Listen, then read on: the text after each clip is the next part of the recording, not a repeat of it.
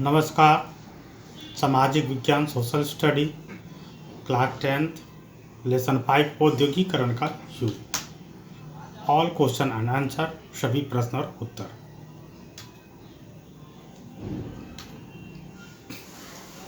Explain the following. निम्नलिखित की व्याख्या करें।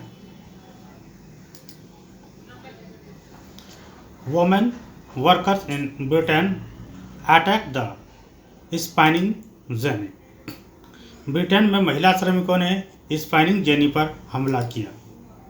Answer, women worker in Britain attack the spinning jenny because it speeded up the spinning process and consequently reduce labour demand. Britain महिला श्रमिकों ने spinning jenny पर हमला किया क्योंकि इसने कताई प्रक्रिया तेज हो गई और परिणाम स्वरूप श्रम की मांग कम हो गई।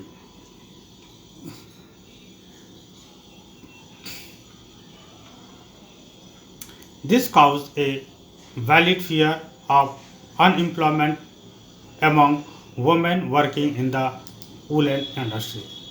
इससे उन्हीं उद्योग में काम करने वाली महिलाओं में बेरोजगारी का एक वाजिब डर पैदा हो गया। Till date, they had survived on hand spinning, but this was placed in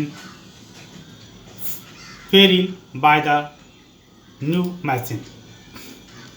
आज तक वे हाथ से कताई करके जीवित रहते थे, लेकिन नई मशीन ने इसे खतरे में डाल दिया।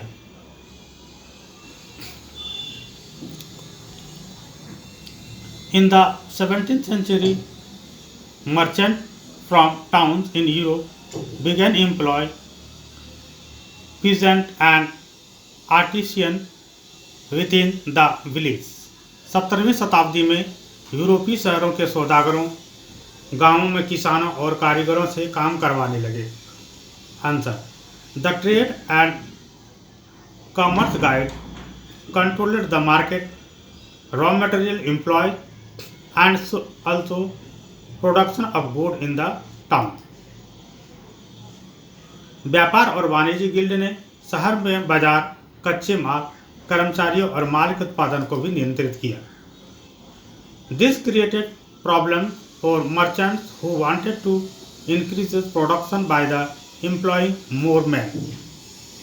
इससे उन व्यापारियों के लिए समस्या पैदा हो गई जो अधिक लोगों को रोजगार देकर उत्पादन बढ़ाना चाहते थे। Therefore, they turned to peasants and artisans who lived in village। इसलिए उन्होंने गांव में रहने वाले किसानों और कारीगरों की ओर रुख किया।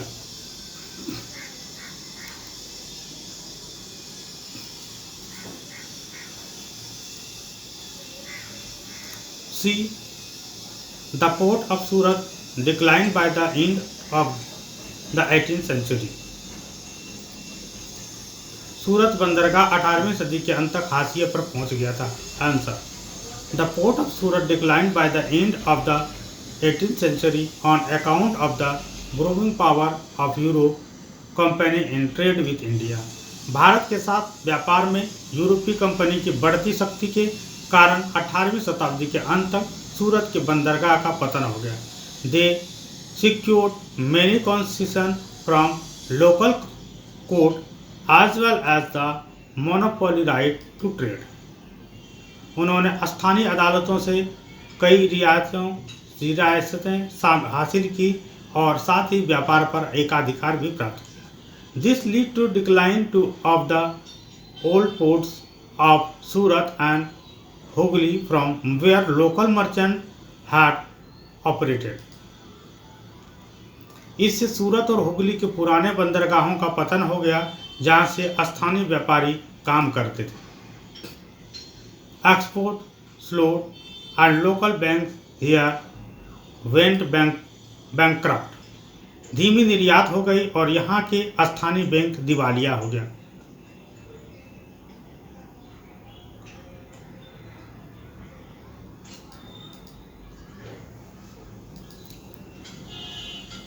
D, the East India Company appointed gomasta to supervise weavers in India. East India company ने भारत में बुनकरों की निगरानी के लिए गुमास्ताओं को नियुक्त किया। द इंग्लिश में East India Company appointed gumasta for. अंग्रेजी ईस्ट इंडिया कंपनी ने गुमास्ताओं की नियुक्ति की। The element the exchange of trade and broker and establish a direct control over the weaver. व्यापारियों और दलालों के अस्तित्व को समाप्त करने के और बुनकरों पर सीधा नियंत्रण स्थापित करने के लिए to eliminate weavers from dealing with other buyer by means of advance and control. अग्रिम और नियंत्रण के माध्यम से बुनकरों को अन्य खरीदारों के साथ लेन देन करने से रोकना। In this manner weaver who took loans and filled in advance were obligated to the British।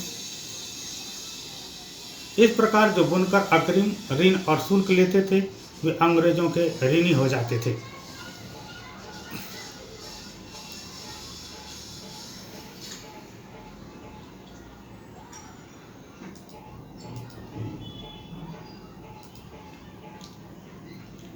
Right true और फॉल्स अगेंस्ट टीच स्टेटमेंट। प्रत्येक कथन के सामने सही या गलत लिखें। At the end of the 19th century 80% of the total workforce in Europe was employed in the technologically advanced industry sector। 19वीं सदी के अंत में यूरोप में कुल कार्यबल का 80% तकनीक रूप से उन्नत उद्योग क्षेत्र में कार्यरत था। Answer false.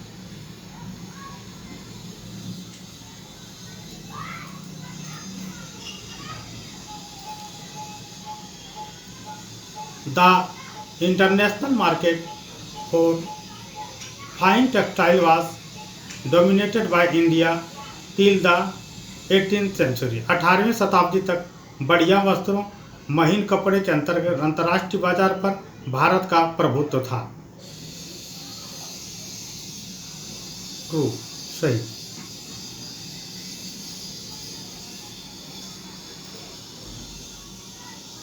The American civil war resulted in the reduction of cotton exports from India.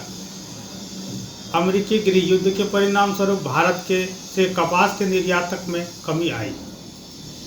False गलत।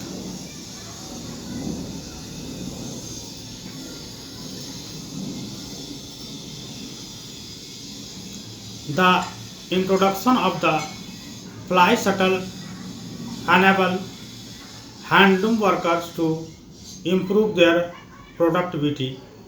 फ्लाई शटल की शुरुआत ने हथकरघा श्रमिकों को अपनी उत्पादकता में सुधार करने में सक्षम बनाया। ट्रू सही।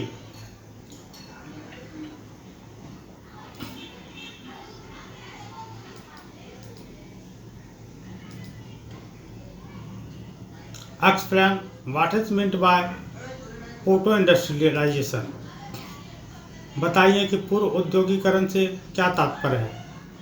Proto Industrialization is the phase of industrialization that was not based on the factory system।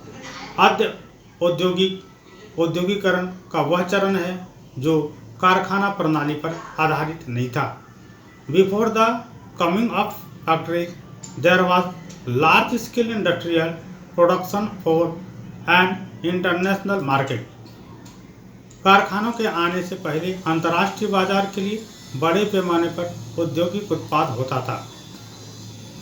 This part of industrial history is known as proto industrialisation.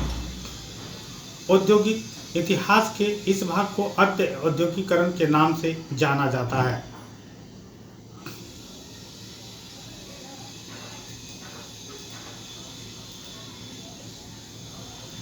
Why did some industrialization in 19th century Europe prefer hard labor over machines?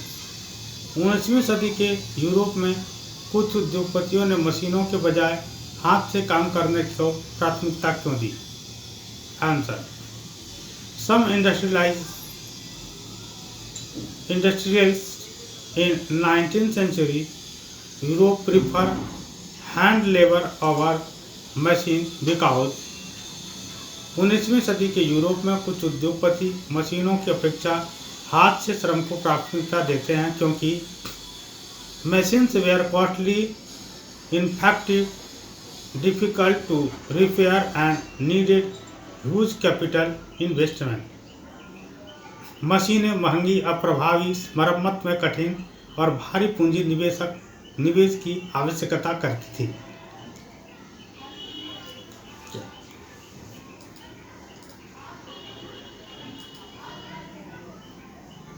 Labor was available at low wages at that period of time.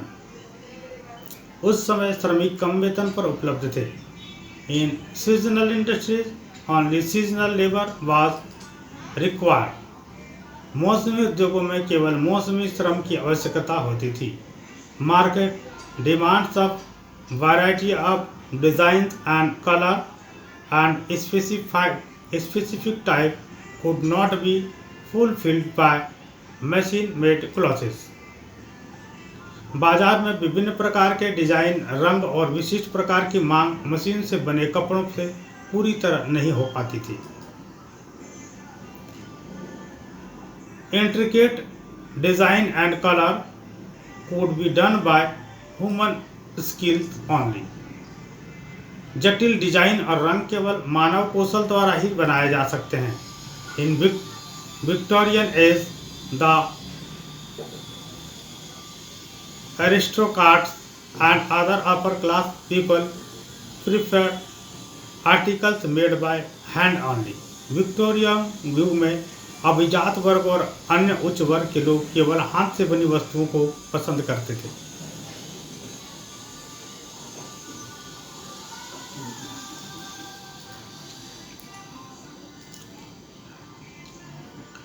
How did the East India Company procure regular spinning of cotton and silk textile from Indian weavers?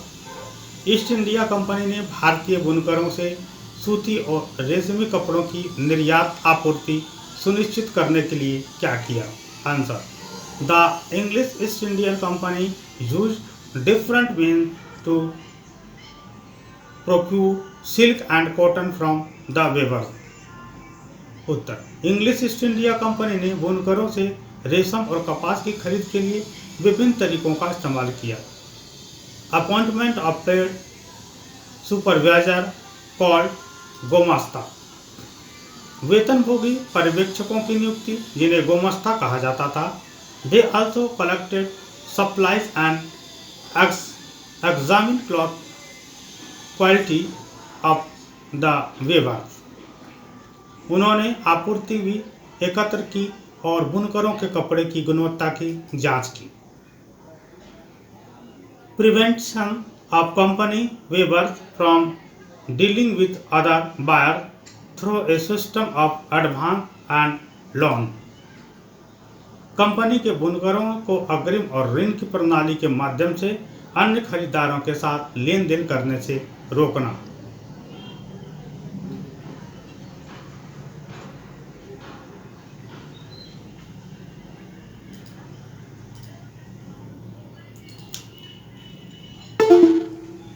Imagine that you have been asked to write an article for an encyclopedia on Britain and the history of cotton.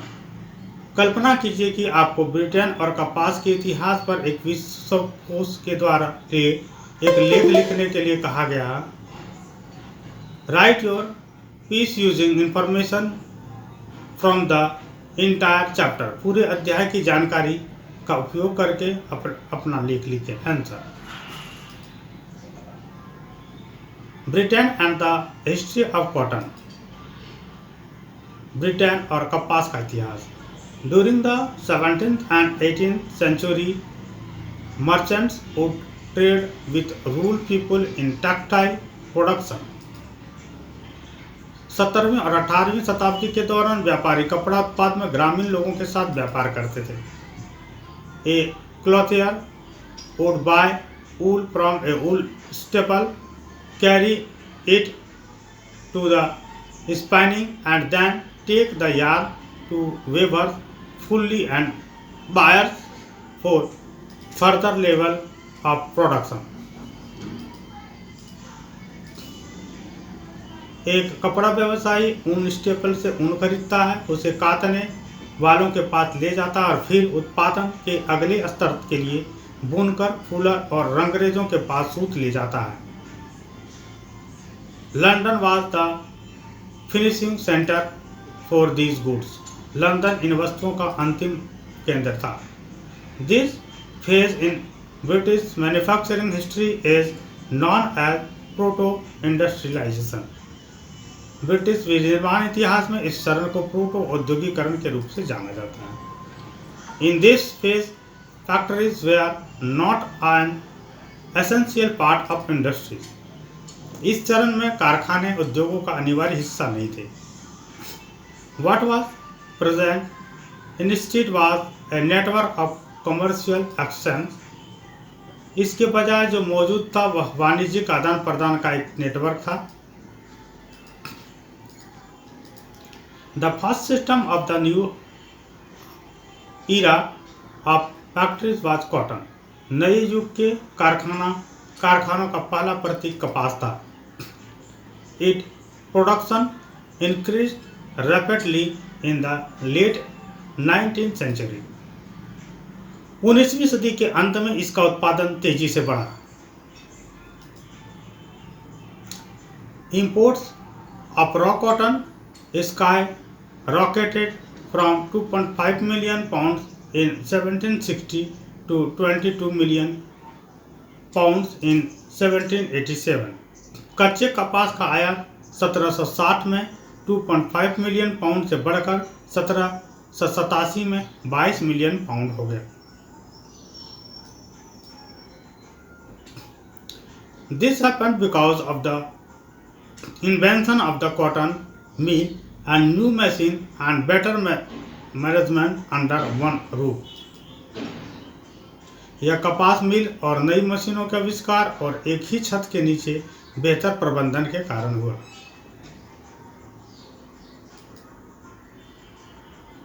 Till 1814, cotton was the leading sector in the first stage of industrialization. 1840 तक औद्योगिकरण के प्रथम चरण में कपास अग्रणी क्षेत्र था.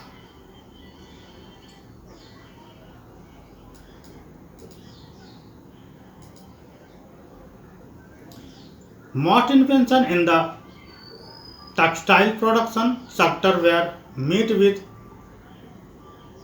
disregard and hated by the workers because machine employed less hand labor and lower employment needs.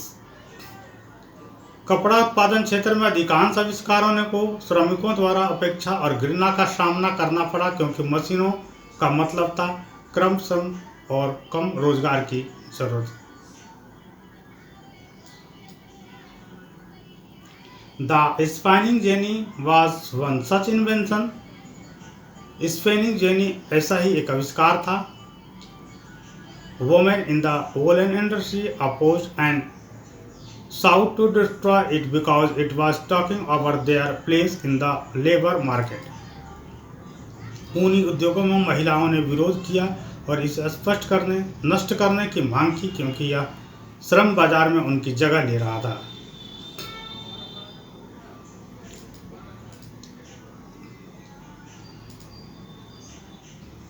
Before such technological advancement, Britain imported silk and cotton goods from India in vast numbers. ऐसी तकनीकी प्रगति से पहले Britain Bharat से बड़ी संख्या में रेशम और सूती सामान आयात करता था. Fine textile from India were in high demand in England. Bharat के बढ़िया वस्त्रों के इंग्लैंड में बहुत मांग थी। When the East India Company attained political power, the exploited the weavers and textile industry in India to its full potential, often by force, for the benefit of Britain. जब east India company ने राजनीतिक शक्ति प्राप्त की तो उन्होंने Britain के लाभ के लिए अक्सर बलपूर्वक भारत में बुनकरों और कपड़ा उद्योगों को का अपनी पूरी क्षमता से शोषण किया।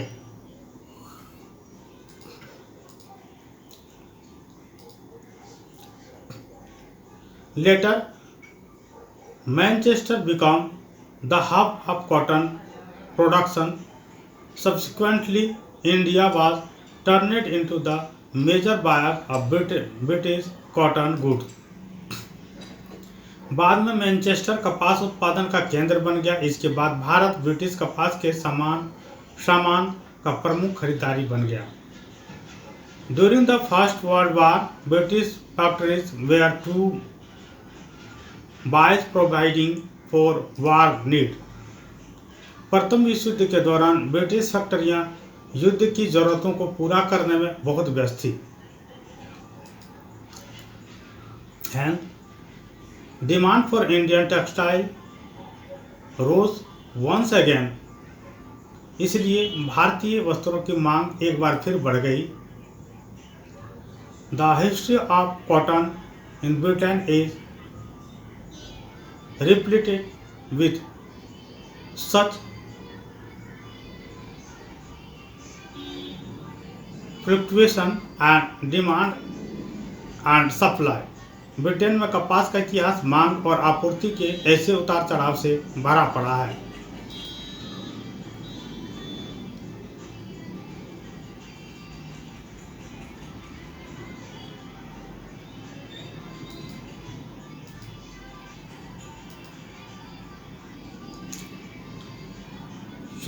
Why did industrial production in India increase during the First World War?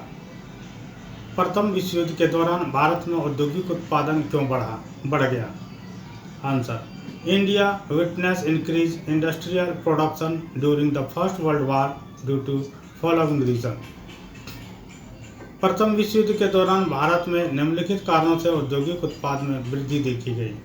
Britain industrial become busy in producing and supplying war need, hence they stopped exporting British goods or clothes for colonial market like that in India. British उद्योग शुद्ध आवश्यकताओं के उत्पादन और आपूर्ति में व्यस्त हो गए। It was a good opportunity for Indian industries to fill in empty India market with their products. इसलिए उन्होंने भारत जैसे औपनिवेशिक बाजारों के लिए ब्रिटिश सामान या कपड़े का निर्यात बंद कर दिया। It was done so, therefore, industrial production in India increased. यह भारतीय उद्योगों के लिए खाली भारतीय बाजारों को अपने उत्पादन से भरने का एक अच्छा अवसर था। ऐसा ही किया गया। अतः भारत में औद्योगिक उत्पाद में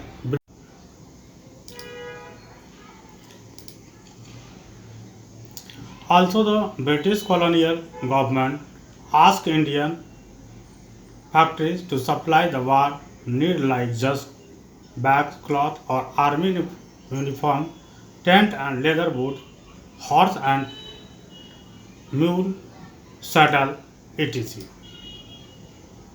इसके अलावा ब्रिटिश औपनिवेशिक सरकार ने भारतीय कारखानों को युद्ध की जरूरतों जैसे बूट बैग, जूट बैग, कपड़े या सेना की वर्दी, तंबू और चमड़े के जूते, घोड़े और खच्चर की काठी आदि की आपूर्ति करने के लिए कहा।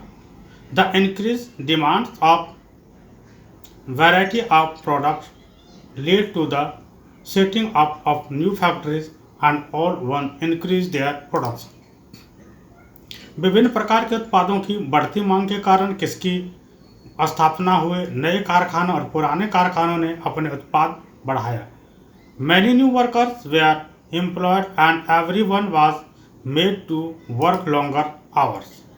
कई नए श्रमिकों को नियोजित किया जाए और सभी से अधिक समय तक काम कराया गया।